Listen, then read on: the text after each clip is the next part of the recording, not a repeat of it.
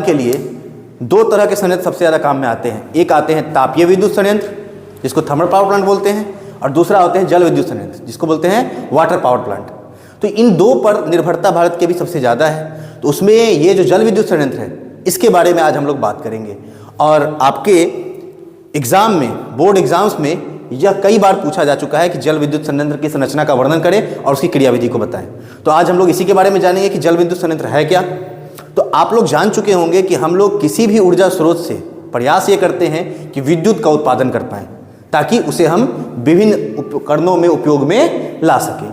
तो यहाँ भी वही है कि हम लोग करते क्या है कि जो नदी के गतिज ऊर्जा है, पहाड़ों से नदी गिरती है तो उसके पास काफ़ी अधिक मात्रा में गतिज ऊर्जा होती है।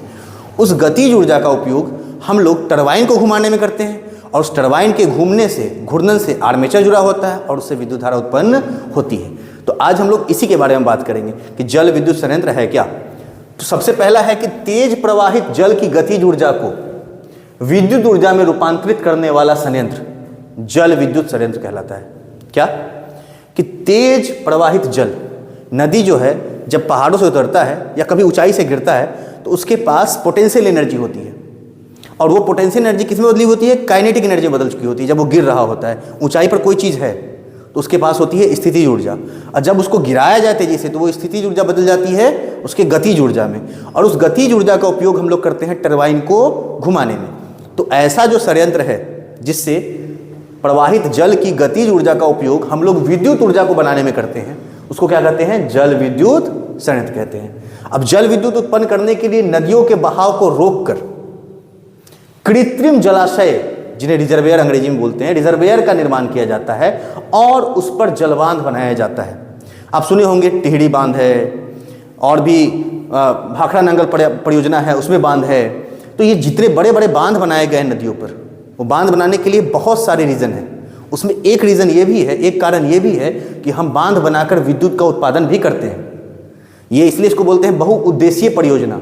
आप लोग जानते होंगे कि बहुउद्देशीय, मल्टीपर्पस, एक साथ उससे कई सारे काम लिए जाते हैं। तो उसमें एक प्रमुख काम ये भी है कि उस जल को रोककर उस जल से हम लोग विद्युत का उत्पादन भी करते हैं। ठीक है, तो ये जो जल विद्युत उत्पन्न करने के लिए नदियों के बहाव को रोक दिया जाता है ऊंचाई पर, और रोककर कृत्रिम जलाशयों का निर्माण किया जाता है और उस पर जलबांध बनाया जाता है।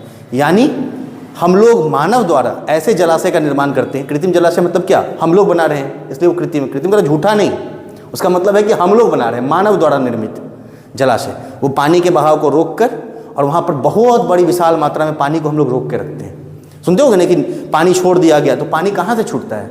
वो बांध से छूटता है, जहाँ पर उसको पानी को रोक कर रखा जाता है। जब उसकी लिमिट बहुत ज़्यादा बढ़ जाती है, जब वो बांध टूटने की कंडीशन पर आ जाता है कि वो उसको रोक के नहीं रख सकता है पानी को, तो उसमें गेट लगा हुआ होता है। तो उन गेट्स को खोल दिया जाता है तो बहुत तेज़ी से पानी उसमें से निकलता है और आसपास के क्षेत्र को जलमग्न कर देता है। तो बांध का निर्माण करने में बहुत सारी सावधानियों को भी बरता जाता है। तो हालांकि उसकी बात बाद में, पहले हम लोग बात करते हैं कि जल विद्युत संयंत्र के लिए बांध बनाया जाता है नदियों के बहाव को रोककर, और उस पर क्या किया जाता है? कृत्रिम जलाशयों का निर्माण किया जाता है, यानी पानी को स्टोर करके रखा जाता है। अब स्टोर करके रखने पर, उसको जमा करके रखने पर उसमें कौन सी ऊर्जा होगी? तो उसमें होगी कौन सी ऊर्जा? स्थितिज ऊर्जा, गतिज ऊर्जा नहीं है। अभी जो रुकी हुई वस्तु है, कोई भी चीज़ जो ऊंचाई पर रुका हुआ है, उसके पास गतिज ऊर्जा भी नहीं है। वो किस रूप में संरक्षित है? उसके स्थितिज ऊर्जा के रूप में संरक्षित है।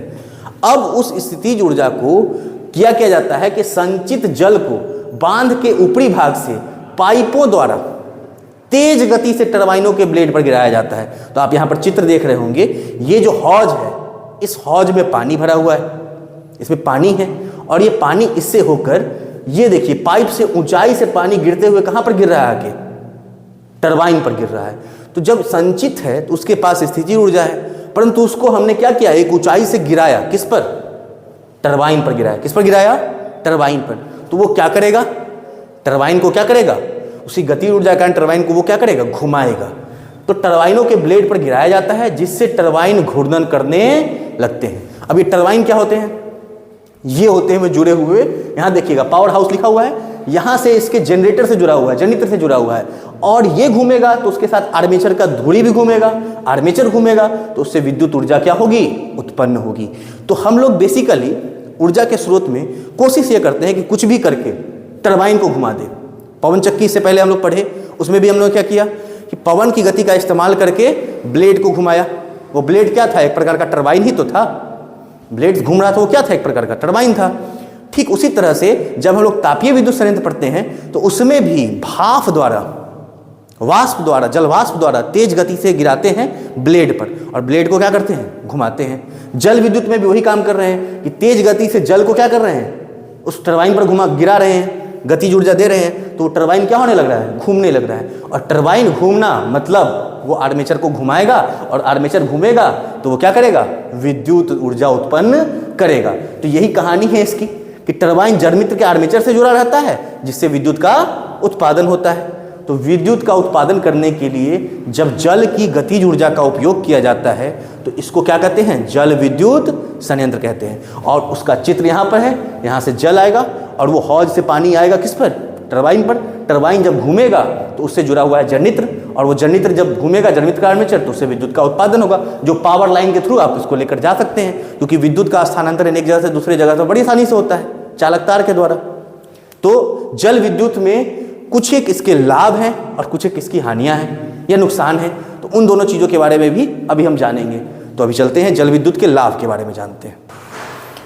तो अब हम लोग जल विद्युत के लाभ और हानियों के बारे में बात करेंगे कि कोई भी चीज़ है उसका प्रोज एंड कंसेक्वेंस दोनों होता है। हम बताए हैं आपको। तो जो जल विद्युत है उत्पन्न किया जाता है तो उसके कुछ फायदे हैं। फायदे तो ऑब्वियस से सबको पता ही है। क्या फायदे हैं? कि उससे विद्युत ऊर्जा उत्पन्न हो रही है, और सारा का सारा उस विद्युत ऊर्जा से हम लोग जितना भी उपकरण है उसको उपयोग में ला रहे हैं। तो बहुत सारा उसका फायदा है। लेकिन कुछ एक उसके नुकसान भी है। तो उन नुकसानों को भी हम लोग ध्यान में रखते हैं ताकि उससे बचा जा सके, उससे फिर सुधार की गुंजाइश हो उसमें। इसी वजह से उसकी हानियों को भी पढ़ते हैं। तो पहले हम लोग जल विद्युत के लाभ के बारे में जानते हैं। तो जल विद्युत उत्पन्न करना अत्यंत सुगम है, बहुत आसान है। आप चाहते हो तो आप देखना कि आप छोटा सा नाला भी रखो, उसमें आप छोटा सा आर्मेचर लगाओ और उसके पानी को गिराओ, वहाँ से भी आप एक बल्ब जला सकते हो। बहुत आसान है, कोई बहुत बड़ा इसमें फिजिक्स नहीं लग रहा है। सिंपली जल को ऊंचाई से गिराना है टरबाइन के पर, और टरबाइन के घूमेगा तो उससे आर्मेचर घूमेगा, और आर्मेचर घूमते ही आपको कुछ करने की जरूरत नहीं है, विद्युत धारा उत्पन्न होगी। तो बहुत ही आसान मैकेनिज्म है बाकियों की तुलना में। ये मत समझना कि ये आसान है तो आप बहुत ज़्यादा उत्पन्न कर सकते हैं। उसके लिए बहुत ज़्यादा बड़ा जल स्रोत का भी आवश्यकता होगा, रिजर्वेयर होगा।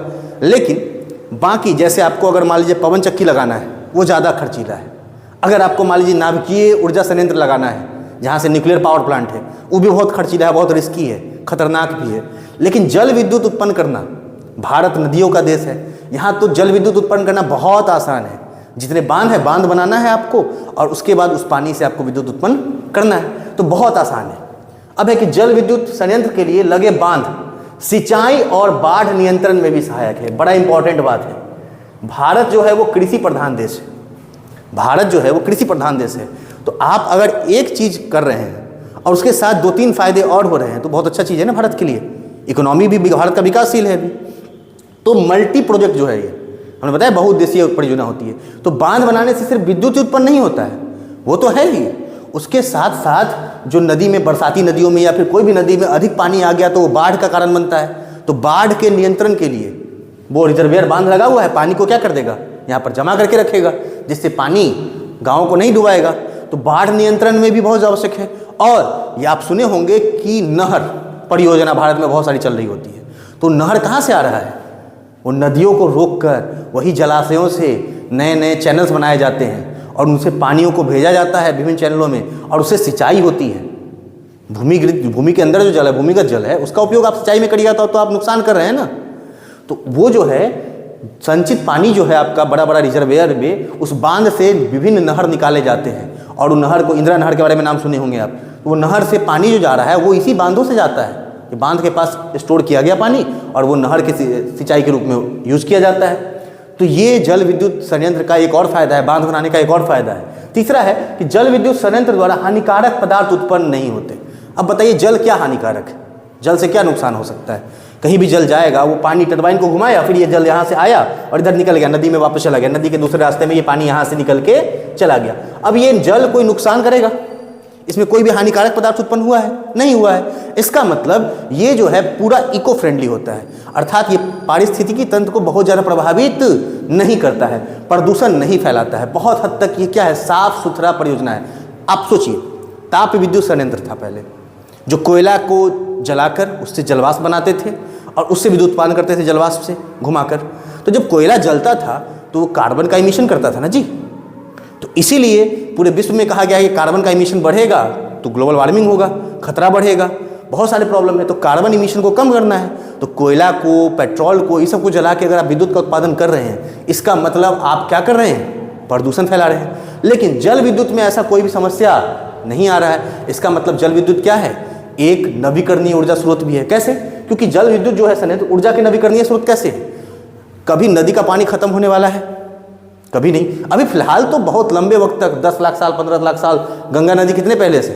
तो इसका मतलब है कि जो भी नदियां हैं वो उससे पानी हमेशा गिरने वाला है पहाड़ से, तो उसके पास ऊर्जा का असीमित भंडार है। अब ये असीमित भंडार जो है वो हम लोग आज छोड़ दें, मान लो कि हम बांध नहीं बनाते हैं, तो क्या पानी गिरना बंद हो जाएगा? पानी तो गिरेगा ही। पानी तो फिर आएगा, पहाड़ से आते हुए आएगा हिमालय से और जाके बंगाल की खाड़ी में गिर जाएगी गंगा, या कोई भी और नदी गिर जाएगी। तो इसका मतलब क्या है कि वो असीमित ऊर्जा का स्रोत है, उसका आप उपयोग कैसे करते हैं? क्योंकि बाद में तो फिर उसको नहर से यहाँ से लौट के यहाँ से पानी गिरा, बस उसको गिराने में उपयोग लिए, वो पानी तो फिर चला गया, तो फिर पानी तो आगे आपको जा ही रहा है, कोई दिक्कत है नहीं। इसका मतलब ये नवीकरणीय ऊर्जा स्रोत है। कैसा स्रोत है? नवीकरणीय ऊर्जा स्रोत है। तो जल विद्युत के ये सारे फायदे हैं। अगर आपसे पूछा जाए कि जल विद्युत संयंत्र क्या है, आपने उसकी संरचना जान ली, उसके लाभ जान लिए, लेकिन कोई भी चीज़ का लाभ है तो कुछ एक हानि भी होता है। तो उन हानियों के बारे में अब हम लोग चर्चा करते हैं कि जल विद्युत की हानियाँ क्या क्या है। तो पहला हानि अगर देखें हम लोग कि जब जल विद्युत को स्थापित किया जाता है तो स्थापित करने के लिए उचित स्थान की आवश्यकता है। अब ये उचित स्थान क्या है बुआ? ये जो उचित स्थान है, ये उचित स्थान कैसे डिसाइड होगा कि क्या है जल विद्युत स्थापित करने के लिए उचित स्थान? तो हमने क्या बोला था कि जितनी ऊंचाई पर रहेगा जल, उसके पास उसकी स्थितिज ऊर्जा उतनी अधिक होगी और उतनी ऊंचाई से उतनी तेजी से गिरेगा पानी। तो आप इसको समतल में बना सकते हैं क्या? नहीं। तो इनको बनाने के लिए आपको पहाड़ी इलाकों की ज़रूरत पड़ती है, पहाड़ी इलाकों की ज़रूरत पड़ती है। दूसरी बात यह भी है कि ऐसे इलाके चुनने पड़ते हैं, ऐसा स्थान चुनना पड़ता है जहाँ से आबादी दूर हो, क्योंकि वहाँ पर पानी आप रिजर्व करके रख रहे हैं लाखों क्यूबिक टन। तो वो जो पानी आप स्टोर करके रख रहे हैं, अगर कभी आपको पानी को रिलीज़ करना पड़े, क्योंकि ऑब्वियस सा बात है पानी कभी कभी उसमें बाद में बारिश होती है, बारिश के मौसम में पानी का बांध का पानी क्या होता है? बढ़ जाता है। तो आप रिलीज़ करिएगा तो फिर अचानक से यहाँ पर वाटर का स्तर बढ़ेगा, पानी का जल स्तर बढ़ेगा। तो आप आसपास के क्षेत्रों को क्या करते हैं? खाली करवाते हैं। आप आसपास के क्षेत्रों को क्या करते हैं? खाली करवाते हैं। तो जहाँ पर भी बांध बना हुआ है उसके आसपास का जो बसा हुआ लोग है उनको स्थानांतरण का सामना करना पड़ता है, उनको अपना जगह छोड़ना पड़ता है, अपनी खेती के लायक जो भूमि है उसको छोड़ना पड़ता है। तो ये एक बड़ा समस्या आ जाता है, पुनर्वास की समस्या आती है लोगों की। और ये जो समस्या है वो भारत में खास करके ज़्यादा आता है, क्योंकि भारत में गाँव में बसने वाला भारत है और बहुत ज़्यादा हम लोगों के यहाँ जनसंख्या है। तो लोग रहते हैं, अब उनको खाली करके दूसरे जगह पर स्थापित करना पड़ता है, पुनर्स्थापन करना पड़ता है। तो ये समस्या भी जल विद्युत संयंत्र को बनाने में आता है, क्योंकि ये एक विस्तृत क्षेत्र की आवश्यकता होती है, कि विस्तृत क्षेत्र की आवश्यकता है। कृषि योग्य भूमि का नुकसान होता है, यानी अगर आप कहीं पर बांध बना रहे हैं तो उसके आगे का बहुत बड़ा क्षेत्र को आपको छोड़ना पड़ता है, और जहाँ पर पानी को रिजर्व करना है वो भी क्षेत्र बहुत बड़ा होता है, यानी एक बहुत विस्तृत क्षेत्र में इसको लगाया जाता है। तो वहाँ पर आपको पुनर्वास के सामना करना पड़ता है, और साथ ही साथ लोगों की कृषि योग्य भूमि जो होती है उसको भी छोड़कर जाना पड़ जाता है। ठीक इसी तरह से एक चीज़ जो और ज़्यादा समस्या क्रिएट करती है वो ये है कि कभी कभी ऐसा होता है कि पानी का स्तर बढ़ा बांध में, और जब पानी का स्तर बढ़ा बांध में तो उसमें बहुत सारे पेड़ पौधे हैं वो जलमग्न हो जाते हैं, और अचानक से पानी बढ़ा और पानी छोड़ना पड़ता है तो आसपास का इलाका भी जलमग्न हो जाता है। अब उस इलाके में पेड़ पौधे हैं, बहुत सारे पेड़ पौधे हैं, जान माल का नुकसान होता है, पशुओं का नुकसान हो जाता है। तो वो एक समस्या बनी रहती है जल विद्युत संयंत्र को बनाने में। और आखिर में है कि ग्रीन हाउस प्रभाव का भी खतरा रहता है। आपको पता होगा कि जब अवायवीय कुछ भी अपघटन होता है, पेड़ पौधे जब पानी के नीचे दबे सड़ जाते हैं, गल जाते हैं, तो वो मीथेन गैस उत्पन्न करते हैं। कौन सा गैस? Methane gas. अब ये मीथेन गैस जो उत्पन्न करते हैं, ये पानी के अंदर दबे सड़े होने के कारण वो क्या करता है? ग्रीन हाउस इफेक्ट उत्पन्न करता है, जिससे पर्यावरण को भी खतरा है। तो ये सारी 4 पॉइंट्स आपके जल विद्युत की हानियों के बारे में है। तो आज की कक्षा में हमने जल विद्युत संयंत्र के बारे में जाना। देखिए, अब लास्ट समराइज करते हुए इसको हम वीडियो से इसको चित्र द्वारा समझाने का प्रयास करते हैं कि जब ये देखिए बहुत बड़ा सा हौज है ये पानी का, यहाँ पानी बहुत सारा मात्रा में भरा हुआ है पानी। अब ये फाटक लगा हुआ है, इस फाटक से पानी आएगा और इससे होकर बहुत तेज गति से कहां जाकर गिरेगा? टरबाइन के ऊपर। किसके ऊपर गिर रहा है? टरबाइन के ऊपर। अब टरबाइन पर बल लग रहा है, पानी का बल बहुत तेज गति से आ रहा है, तो ये इस टरबाइन को क्या करना शुरू कर देगा?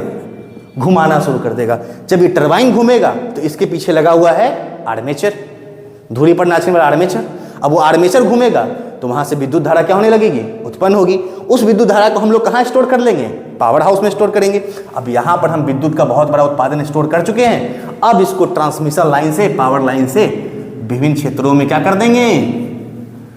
भेज देंगे। तो यहां पर देखिए जल की गतिज ऊर्जा किस में बदल गई? टरबाइन की यांत्रिक ऊर्जा में। अब ये टरबाइन की यांत्रिक ऊर्जा जनित्र द्वारा यांत्रिक ऊर्जा से विद्युत ऊर्जा में बदल गई।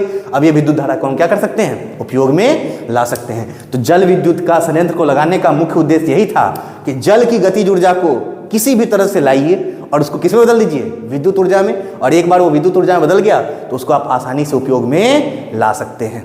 तो आज हम लोग जल विद्युत संयंत्र के बारे में पढ़े हैं। अगली कक्षा में हम लोग नाभिकीय ऊर्जा के बारे में पढ़ेंगे। तब तक के लिए मन लगाकर पढ़ते रहिए, एग्जाम करीब है। All the very best. Thank you. जय हिंद।